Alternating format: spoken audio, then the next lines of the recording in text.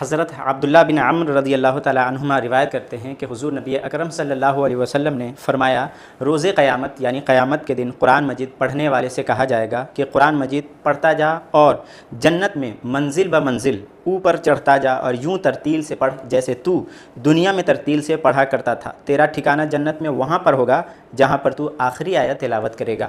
اس میں بتایا گیا کہ قرآن جنت کی سیڑھی ہے، اور جو شخص قرآن کو یاد کرے گا، قرآن کو دل سے پڑھے گا، وہ جنت میں ہر آیت کے بدلے ایک درجہ اوپر جاتا جائے گا۔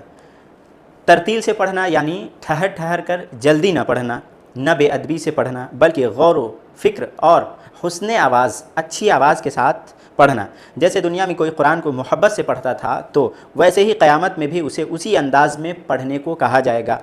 تو جتنا قرآن یاد ہوگا اتنا بڑا مقام حاصل ہوگا۔ تو جس مقام پر قرآن ختم کرے گا وہیں اس کی جنت کی منزل ہوگی۔ عملی پیغام یہ ہے کہ ہم سب قرآن سے دوستی کریں، اسے یاد کریں، ترتیل سے پڑھے، روزانہ تلاوت کرے، اور بچوں کو بھی قرآن کے ساتھ جوڑے۔